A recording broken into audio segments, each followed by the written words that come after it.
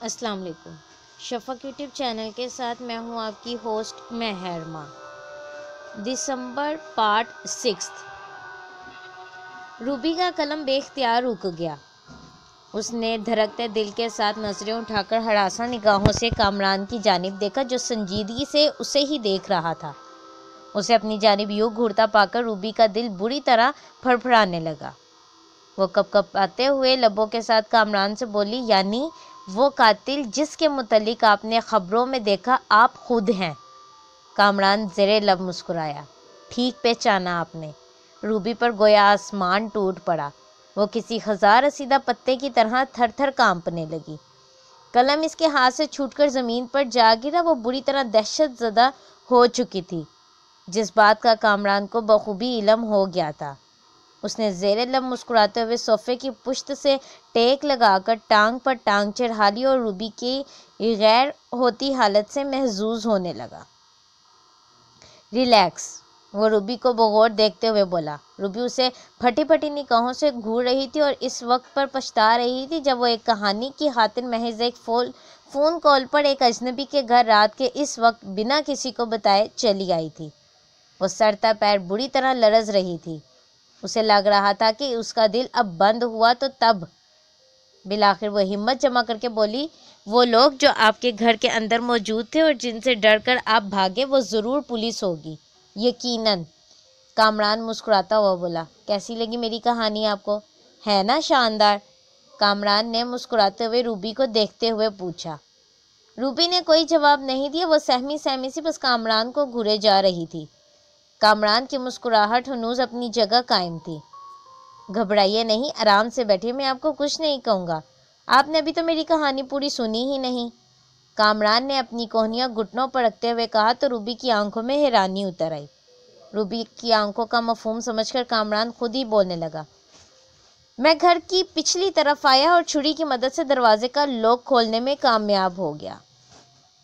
پورا گھر اندھیرے میں ڈوبا ہوا تھا۔ مجھے لگ رہا تھا کہ گھر کے مکین اپنے اپنے کمروں میں پڑے سو رہے ہوں گے، مگر ایسا نہیں تھا۔ میں نے نہایت احتیاط اور خاموشی کے ساتھ گھر کا چپا چپا چھان مارا، مگر گھر میں میرے علاوہ کوئی نہیں تھا۔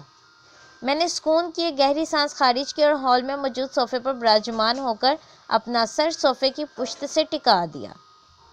بے تحاشا بھاگنے کے باعث میری ٹانگیں درد کر رہی تھیں۔ میں آنکھیں موندے اپنے ساتھ چند لمحے پہلے گزرنے والے واقعات کے بارے میں سوچ ہی رہا تھا کہ اچانک مجھے دروازہ کھلنے کی آواز سنائی دی۔ میں نے بے اختیار دروازے کی جانب دیکھا اور صوفے سے اٹھ کھڑا ہوا۔ میرا دل زور زور سے دھڑکنے لگا۔ نہ جانے یہ نئی آفت کون سی تھی۔ یقیناً گھر کے مکین تھے جو رات گئے کہیں سے گھر لوٹے تھے۔ میں چوکنا ہو گیا اور جلدی سے کمرے میں جا چھپا۔ گھر کا دروازہ کھلا اور میں نے احتیاطاً دیوار کی آڑ لے کر ایک آنکھ کے ذریعے باہر جھانکا۔ آنے والی نوخیز لڑکی تھی جو اکیلی ہی گھر میں داخل ہوئی تھی۔ وہ غالباً یہاں اکیلی ہی رہتی تھی۔ میرے لبوں پر شیطانی مسکراہٹ رقص کر گئی۔ میں بغیر کسی خطرے کے کمرے سے باہر آ گیا۔ لڑکی دروازہ بند کر چکی تھی۔ میں نے لائٹس آن کرنے کے لیے سوئچ بورڈ کی جانب ہاتھ بڑھایا اور لائٹس کے آن ہوتے ہی مجھے اپنے سامنے دیکھ کر اس کی بے اختیار چیخ نکل گئی۔ اتنا کہہ کر کامران خاموش ہو گیا۔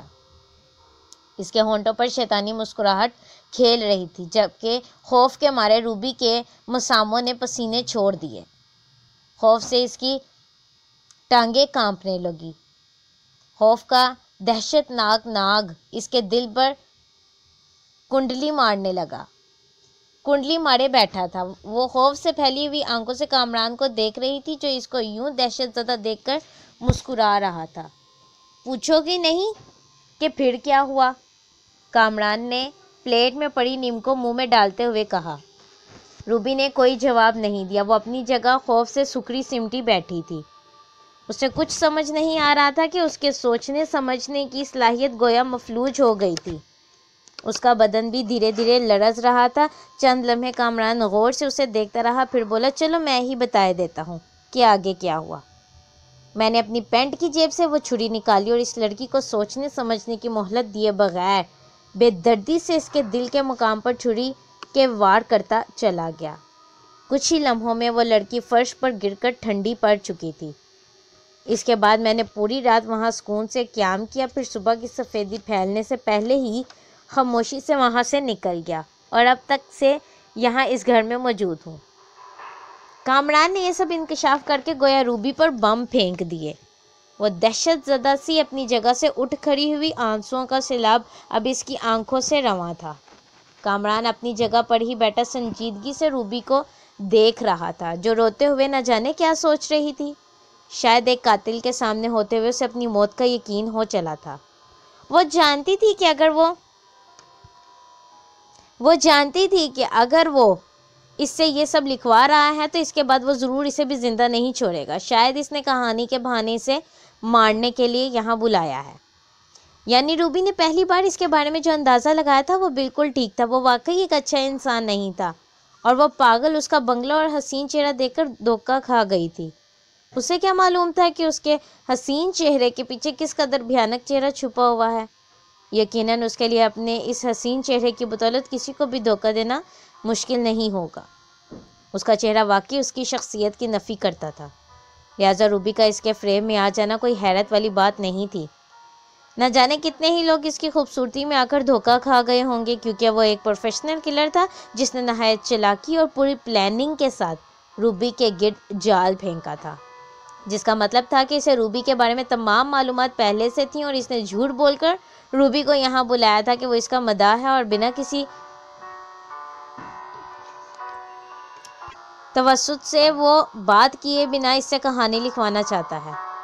روبی کو گڑبڑ کا احساس تو تب ہی ہو گیا تھا جب یہ بتانے سے انکاری تھا کہ اسے روبی کا نمبر کہاں سے ملا اور کس نے دیا، حالانکہ روبی کے کام اس کے دور دور تک کوئی تعلق نہیں تھا اور پہلی بار کسی مداح کے پاس روبی کا نمبر چلے جانا سوچنے والی بات تھی۔ مگر پھر بھی وہ یہاں چلی آئی تھی اور کسی طرح وہ اپنی باتوں سے روبی کے ذہن پر چھائے شک کو باہر نکالنے میں کامیاب ہو گیا تھا۔ اسے کہتے ہیں جب قسمت خراب ہو تو عقل بھی ساتھ چھوڑ جاتی ہے۔ یہ سب سوچ سوچ کر روبی کا دماغ پھٹا جا رہا تھا۔ موت کا خوف ایک قاتل کے سامنے ہونے سے زیادہ تکلیف دہ اور دل دہلانے والا تھا۔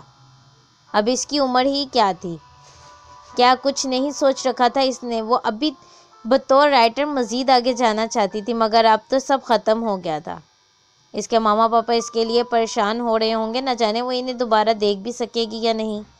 اگر اسے معلوم ہوتا کہ اس کی زندگی کا یوں اختتام ہوگا تو وہ یہاں آتی ہی نہیں۔ کہانیاں لکھتے لکھتے وہ خود ایک کہانی بننے جا رہی تھی۔ یہ سوچ ہی بڑی اذیت ناک تھی۔ اس کا سیل فون اس کی جیب میں تھا اور وہ یہ بھی نہیں جانتی تھی کہ موبائل غلطی سے سائلنٹ پر ہو گیا ہے یا پھر بیٹری ڈیڈ ہونے کے باعث فون ہی آف ہو گیا ہے، کیونکہ شام میں اس کے ماما کے فون کے بعد سے اب تک دوبارہ کوئی فون نہیں آیا تھا اور یہ حیرانی والی بات تھی۔ رات کا کافی وقت ہو چکا تھا اور ایسا کیسے ہو سکتا تھا کہ وہ اس سے دوبارہ فون کر کے اس کی خیریت نہ پوچھیں۔ اس وقت وہ ایک دم بے بس اور لاچار تھی۔ بے چارگی اس کے چہرے سے صاف عیاں تھی، آنکھوں میں موت کا خوف تھا تو دل میں اپنی غلطی کا پچھتاوا۔ وہ بری طرح ہچکیوں میں رو رہی تھی اور اس کی آواز پورے کمرے میں بازگشت کرتی پھر رہی تھی۔ کامران اپنی جگہ بیٹھا چپ چاپ اسے روتے ہوئے دیکھ رہا تھا اور اس وقت اس کا چہرہ ایک دم سپاٹ تھا، کسی بھی تاثر سے یکسر آری۔ جانتی ہو وہ لڑکی کون تھی؟ کامران نے کہا تو روبی نے بھیگی آنکھوں کے ساتھ اس کی جانب دیکھا۔ وہ وہی تھی جس کی موت پر علاقے کے لوگ آج صبح جمع تھے، جن میں پولیس اور میڈیا بھی شامل تھا، اور تم لوگوں سے پوچھتی پھر رہی تھی کہ لڑکی کو کس نے قتل کیا۔ پولیس اور میڈیا والے تو اب تک یہ جان نہیں سکے، مگر اب تم یہ جان چکی ہو۔ کامران کے ایک اور انکشاف پر روبی کے 14 طبق روشن ہو گئے۔ وہ روتے ہوئے پوری شدت سے دھاری، کیوں مارا تم نے اسے؟ کیونکہ مجھے کم عمر نوخیز لڑکیوں کو مارنے میں بہت مزہ آتا ہے۔ ان کو مار کے ایک عجیب سا نشہ اور سرور مجھ پر چھا جاتا ہے، جس کا احساس دنیا کے ہر احساس سے زیادہ طاقتور اور بہت ہی عجیب ہے۔ کامران نے مسکراتے ہوئے کہا، جس کے ساتھ اس نے تیز دھار چاقو اپنی پینٹ کی جیب سے نکال کر روبی کو دکھایا۔ اب روبی کا سانس اوپر اور نیچے کا نیچے رہ گیا۔ دہشت کا خوفناک سانپ اب روبی کے سامنے اپنا پھن پھیلائے کھڑا تھا۔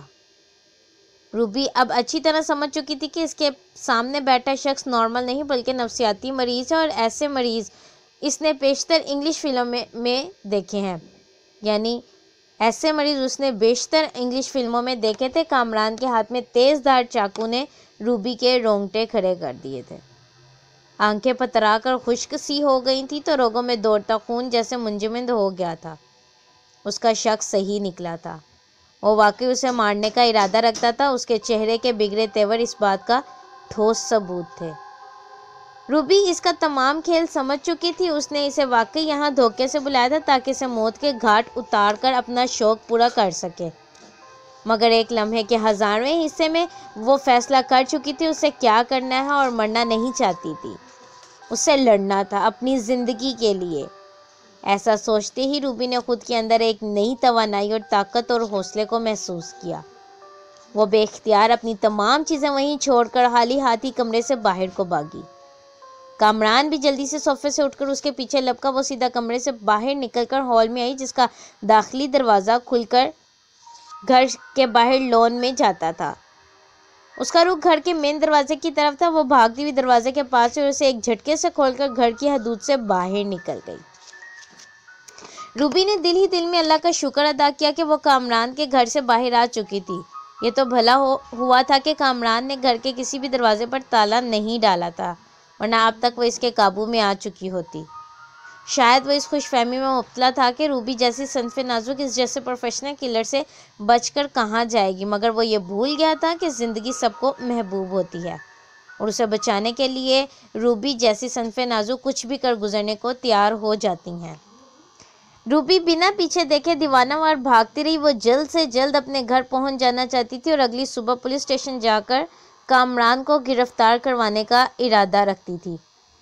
وہ اچھے سے جانتی تھی کہ کامران اس کی جان کے در پہ ہے، وہ ہر حال میں اس کی جان لے کر چھوڑے گا، کیونکہ اس نے خود ایک بڑا راز روبی کے گوش گزار کیا تھا، اور روبی کی آنکھوں میں اس کا چہرہ بھی اچھے سے محفوظ تھا۔ وہ بآسانی کامران کو جیل کی سلاخوں کے پیچھے پہنچا سکتی تھی، لیکن کامران اسے یہ سب کرنے نہیں دینا چاہتا تھا۔ وہ اسے مار کر اپنا شوق پورا کرنا چاہتا تھا، جو روبی کسی صورت ہونے نہیں دینا چاہتی تھی۔ اس نے ایک بار پھر پیچھے مڑ کر دیکھنے کی جرت نہ کی کہ کامران ہاتھ میں بڑا سا چاقو لیے اس کے پیچھے آ رہا ہے یا نہیں۔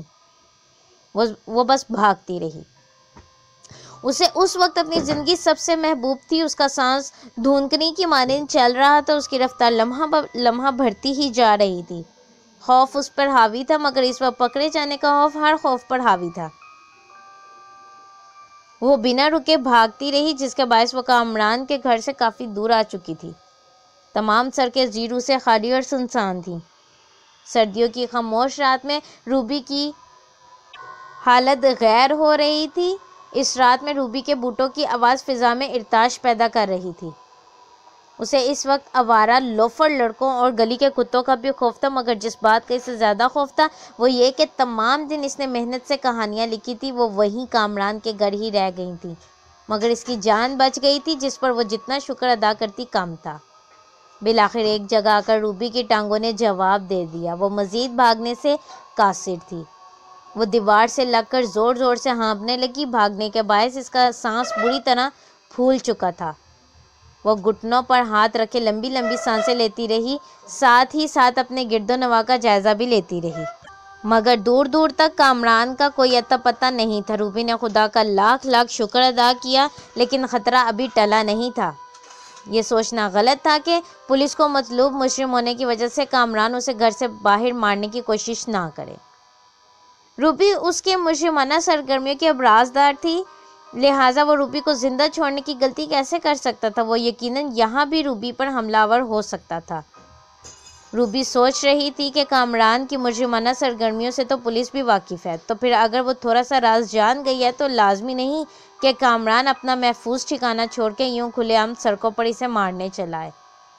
وہ صحیح سلامت اس کے گھر سے بھاگ آئی تھی اور اس گھر کے ایڈریس سے اچھی طرح واقف تھی جہاں کامران روپوش تھا۔ ممکن ہے وہ روبی کا پیچھا کرنے کے بجائے کسی نئی پناہ گاہ کی تلاش میں نکل جائے اور کسی اور لڑکی کو اپنا شکار بنائے۔ روبی یہ سب سوچ تو رہی تھی، مگر ان سب کا کوئی فائدہ نہیں تھا۔ ایک دماغی مریض سے کسی بھی بات کی توقع کی جا سکتی تھی، اور اب بھی وہ اپنے گھر سے کافی دور تھی، اور اس وقت جہاں وہ تھی وہاں سے کسی طرح کی بھی ٹرانسپورٹ کا ملنا مشکل تھا۔ تحت نگاہ اندھیرے کی کالی چادر تنی ہوئی تھی اور سفید دھند پاس سے گزرتی ہوئی بدروحیں معلوم ہوتی تھیں۔ سائیں سائیں کرتا سناٹا دل دہلائے دیتا تھا۔ روبی ہمت کر کے دوبارہ چلنے لگی۔ آخر گھر کو پہنچنا تھا اور یہاں رکنا مناسب نہیں تھا۔ روبی کو اپنے موبائل فون کا خیال آیا تو اس نے جلدی سے اپنی پینٹ کی جیب سے موبائل فون نکالا، لیکن بیٹری ختم ہو جانے کی وجہ سے موبائل فون بند ہو چکا تھا۔ روبی کے ساتھ آگے کیا واقعہ پیش آیا؟ کیا کامران نے روبی کو مار دیا یا روبی بچ کر اپنے گھر والوں کے پاس بحفاظت پہنچ گئی؟ جاننے کے لیے شفق یوٹیوب چینل کو لائک اور سبسکرائب کرنا مت بھولیں۔ شکریہ۔